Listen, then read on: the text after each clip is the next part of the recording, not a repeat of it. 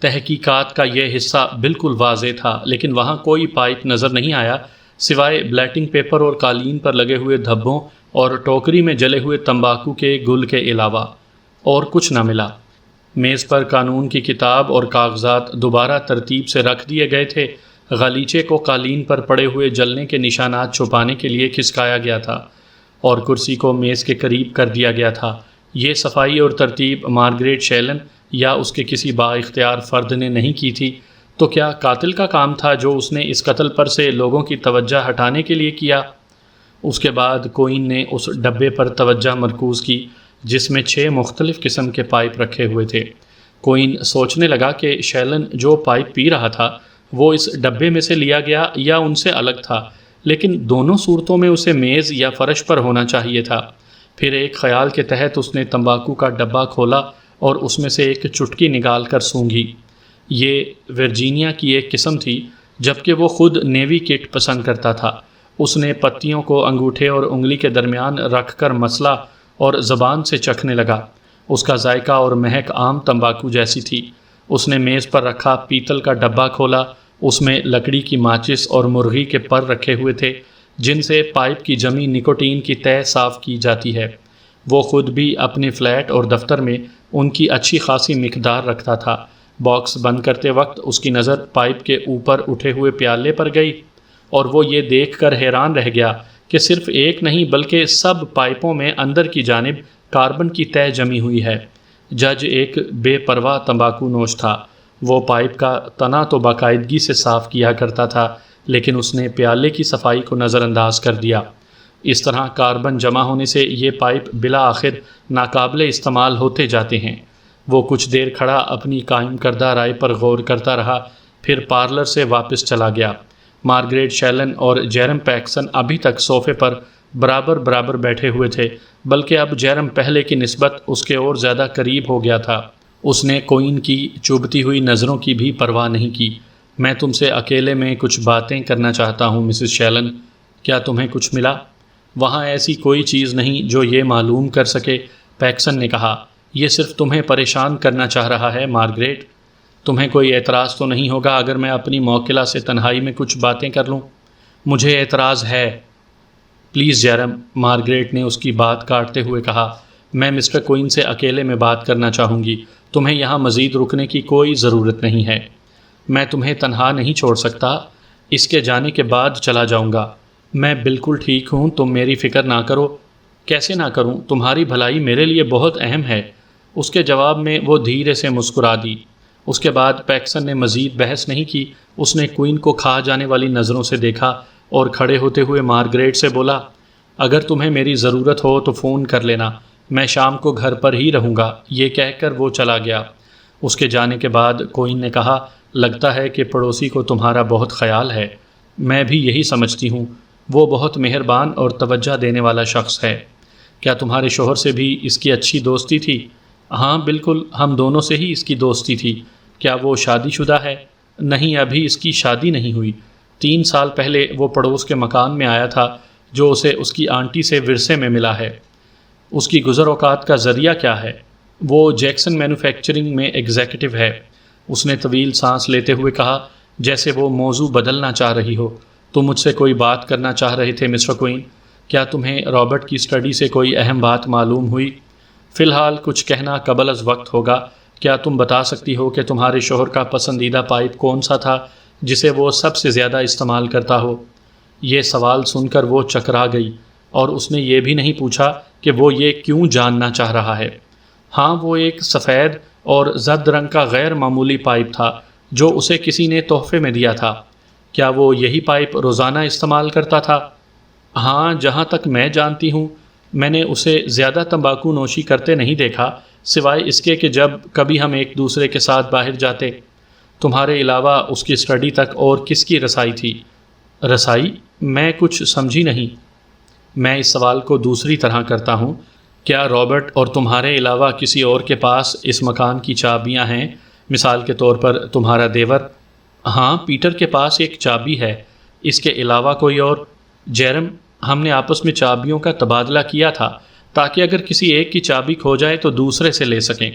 اس کے علاوہ کسی اور کے پاس مکان کی چابی نہیں، یہاں تک کہ ہم نے اس عورت کو بھی چابی نہیں دی جو ہفتے میں 2 بار ہمارے مکان کی صفائی کرتی ہے۔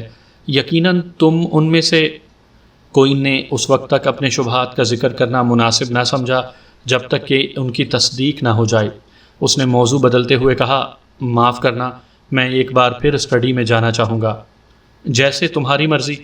وہ دوبارہ اسٹڈی میں آیا، دروازہ بند کیا اور پائپ ریک میں سے مطلوبہ پائپ اٹھایا۔ اس کا پیالہ خاصا بھاری تھا اور اس کے ایک جانب خراش کا نشان تھا جو گرتے وقت میز کے کنارے سے ٹکرانے پر بنا ہوگا۔ اس نے پیالے کو سونگھا اور پائپ کو رومال میں لپیٹ کر کوٹ کی جیب میں رکھ لیا۔ اس کے بعد وہ واپس پارلر میں آ گیا۔ میرا کام مکمل ہو گیا مسز شیلن، اس نے کہا۔ میں جانے سے پہلے چند سوالات اور کرنا چاہوں گا۔ تمہارے دیور کا ذریعہ معاش کیا ہے؟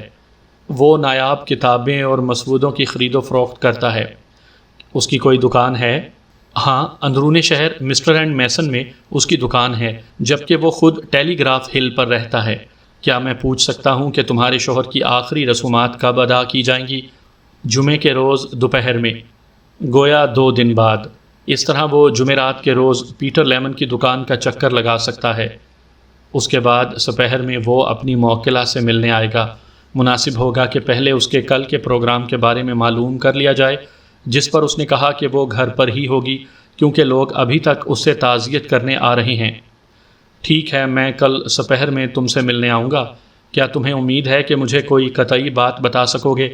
میں کوئی ضمانت نہیں دے سکتا سوائے اس کے کہ اپنی طرف سے پوری کوشش کروں۔ کوئن نے سیکرٹ سروس میں 10 سال کی ملازمت اور پرائیویٹ سراغ رساں کے طور پر 6 سال کام کر کے ہر شعبہ زندگی کے لوگوں سے تعلقات قائم کر لیے تھے۔ ان میں آرتھر اسکاٹ نامی ایک کیمسٹ بھی تھا جو بیٹری اسٹریٹ پر واقع ایک لیبارٹری میں کام کرتا تھا۔ مارگریٹ شیلن کے گھر سے نکل کر وہ سیدھا اسکاٹ کے پاس چلا گیا اور اپنے آنے کی وجہ بیان کی۔ تھوڑی سی بحث کے بعد ان کے درمیان اس کے معاوضے پر اتفاق ہو گیا اور اسکاٹ نے وعدہ کیا کہ وہ صبح تک رزلٹ دے دے گا۔ اس وقت شام کے 7 بج رہے تھے۔ پیٹر کی دکان بند ہو چکی تھی اور سبینہ بھی دفتر بند کر کے گھر جا چکی ہوگی، چنانچہ کوئن بھی گھر جانے سے پہلے اپنے پسندیدہ ریستوران میں ڈنر کرنے چلا گیا۔ اسکاٹ نے وعدے کے مطابق صبح 9 بجے رپورٹ اسے دے دی، جس کے بعد وہ لیمن سے ملنے چلا گیا۔ وہ ایک درمیانی عمر کا شخص تھا۔ اس نے کوئن کے مطلوبہ سوالوں کے جواب خوش اسلوبی سے دیے اور اس طرح یہ معمہ پوری طرح حل ہو گیا۔ وہ دوپہر کے وقت اپنے دفتر میں داخل ہوا۔ سبینہ اپنی میز پر موجود تھی۔ اس نے جدید طرز کا اسکرٹ اور سبز رنگ کی جیکٹ پہن رکھی تھی۔ اس نے مسکراتے ہوئے کہا، جان، آج تم بہت خوش نظر آ رہے ہو۔ ہاں، اور اس کی ایک معقول وجہ ہے۔ جج رابرٹ شیلن کی موت معمہ نہیں رہی، اسے قتل کیا گیا ہے۔ اس نے بھویں چڑھاتے ہوئے کہا، تمہیں اس پر یقین ہے؟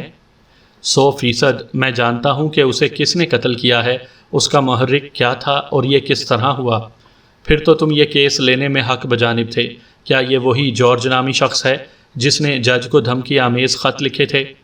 نہیں، اس کا اس معاملے سے کوئی تعلق نہیں، سوائے اس کے کہ اس کی دھمکی کی وجہ سے مسز شیلن کو ہمارے دروازے پر آنا پڑا۔ پھر وہ کون ہے؟ شیلن کا پڑوسی جیرم پیکسن۔ اور قتل کا محرک کیا تھا؟ رقابت۔ اس کا دل مارگریٹ پر آ گیا تھا۔ سبینہ چند لمحے سوچتی رہی، پھر بولی، لیکن جس وقت جج کی موت واقع ہوئی وہ مسز شیلن اور اس کے دیور کے ساتھ تاش کھیل رہا تھا، پھر اس نے یہ قتل کیسے کیا؟ اس وقت اس نے کچھ نہیں کیا، کوئن نے کہا۔ جج کی موت شریان میں خون جمنے سے نہیں ہوئی۔ ڈاکٹر فلپ نے غلط تشخیص کی کیونکہ جو وجہ اس نے بتائی اور جو اصل وجہ تھی ان دونوں کی علامات ایک جیسی تھیں۔ اس کے علاوہ جج کی اسٹڈی تمباکو کے دھوئیں سے بھری ہوئی تھی جس سے لاش کے معائنے کے دوران اس کی ناک بند ہو گئی۔ خدا کے واسطے جان، پہیلیوں میں بات نہ کرو، یہ بتاؤ کہ شیلن کی موت کیسے واقع ہوئی؟ اسے زہر دیا گیا تھا۔ وہ کس طرح؟ نکوٹین کے ذریعے، خالص نکوٹین۔ تمہارا مطلب ہے کہ اس کے تمباکو میں نکوٹین ملا دی گئی تھی؟ نہیں، خام نکوٹین کی بو بہت تیز ہوتی ہے اور تمباکو زہر آلود کرنے کے لیے جو مقدار درکار ہے اس سے نکلنے والی بو کا ڈبہ کھولتے ہی پتہ چل جاتا۔ پاکسن نے جو طریقہ اختیار کیا اس میں سے صرف 1 یا 2 قطرے ہی کافی تھے۔ اس نے مقتول کی عادات اور ڈاکٹر فلپ کے سونگھنے کی صلاحیت پر بھروسہ کیا۔ تم نے پھر بات کو گھمانا شروع کر دیا۔ سبینہ نے غصے سے کہا، کیا تم سیدھے سادے انداز میں وضاحت نہیں کر سکتے؟ میں اسی طرف آ رہا ہوں۔ جج رابرٹ ایک بے پرواہ شخص تھا۔ اس نے کبھی اپنے پائپ کے آگے بنی ہوئی کٹوری کو کسی چھوٹے چاقو سے صاف کرنے کی زحمت نہیں کی، جیسا کہ تم نے مجھے بھی کرتے ہوئے دیکھا ہوگا۔ اس کا نتیجہ یہ ہوا کہ اس کے ہر پائپ کی کٹوری میں کاربن کی تہ جمتی چلی گئی۔ پیکسن کیونکہ اس کے ساتھ کافی وقت گزارتا تھا، اس لیے اس نے جج کی اس عادت کا بغور مشاہدہ کیا اور اسی کے مطابق اس نے اپنا یہ منصوبہ بنایا۔ اور وہ منصوبہ کیا تھا؟ اسے شیلن کے گھر تک رسائی حاصل تھی، کیونکہ وہ مسز شیلن کے ساتھ چابیوں کا تبادلہ کر چکا تھا، جیسا کہ اکثر پڑوسی کیا کرتے ہیں۔ وہ اس روز ان کی غیر موجودگی میں آیا اور جج کے پسندیدہ پائپ کی جمی ہوئی کاربن میں نکوٹین ڈال دی۔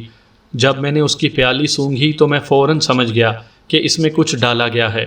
میں گزشتہ روز اسے اسکاٹ کے پاس لے کر گیا اور آج صبح اس نے باؤل میں جمی ہوئی کاربن کا تجزیہ کرنے کے بعد تصدیق کر دی کہ اس میں زہر جذب ہو چکا ہے۔ جب رابرٹ نے اس میں تمباکو ڈال کر آگ دکھائی، حل شدہ نکوٹین کے ابتدائی چند کش ہی اس مہلک دورے کے لیے کافی تھے۔ اوہ، اب سمجھی، اس نے خبیث بن کر ہوشیاری سے قتل کا طریقہ اپنایا۔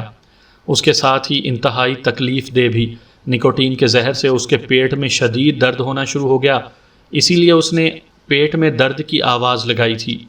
اس کے ساتھ ہی اسے متلی بھی ہونے لگی، اسی لیے اس نے مرتے وقت اپنے ہاتھوں سے جسم کا درمیانی حصہ پکڑا ہوا تھا۔ اس کے منہ سے نکوٹین کی تیز بو آ رہی ہوگی، لیکن ڈاکٹر اپنی کمزور قوت شامہ کی وجہ سے اسے نہ سونگھ سکا، اور پیکسن اس بارے میں پہلے سے جانتا تھا۔ اگر ڈاکٹر اسے سونگھ لیتا تو اسے معلوم ہو جاتا کہ جج کے تمباکو میں کیا چیز ملائی گئی تھی۔ چنانچہ اسے لاش کے سطحی معائنے کے دوران ایسا کوئی ثبوت نہیں ملا جس سے وہ موت کی اصل وجہ کے بارے میں جان سکتا۔ لیکن پیکسن نے خالص نکوٹین کس طرح حاصل کی ہوگی؟ عام دکانوں پر تو اس کا ملنا مشکل ہے۔ اسے نکوٹین خریدنے کی ضرورت نہیں تھی۔ کوئن نے کہا، مجھے گزشتہ روز مسز شیلن نے بتایا کہ وہ جیکسن مینوفیکچرنگ میں ایگزیکٹو ہے، اور آج صبح پیٹر لیمن سے معلوم ہوا کہ یہ ایک کیمیکل کمپنی ہے جو دوسری چیزوں کے علاوہ نکوٹین سلفیٹ بھی بناتی ہے۔ یہ ایک کیڑے مار دوا ہے جو فصلی کیڑوں اور مکڑیوں کو مارنے کے کام آتی ہے۔ سبینہ نے پوچھا، تمہیں پیکسن پر شبہ کیسے ہوا؟ باریک بینی سے مشاہدہ، پائپ اور زہر کے بارے میں معلومات، چھوٹے چھوٹے اشارے اور ان سے اخذ کردہ نتائج، ان سب نے مل کر میرا کام آسان کر دیا۔ جان، وہ ناراض ہوتے ہوئے بولی، چند حقائق کی روشنی میں مجھے آگے بڑھنے میں مدد ملی، اس نے وضاحت کی۔ جج کی نازک مزاجی، میز کے کنارے پر پڑے ہوئے دھبے، جلنے کے نشانات، قالین پر پڑی ہوئی راکھ اور پیکسن کی مارگریٹ کی جانب حد سے زیادہ بڑھی ہوئی توجہ۔ اس نے بات ختم کرتے ہوئے کہا، پیکسن ممکنہ طور پر گزشتہ روز دوبارہ شیلن ہاؤس میں داخل ہوا جب مسز شیلن ہمارے دفتر آئی تھی۔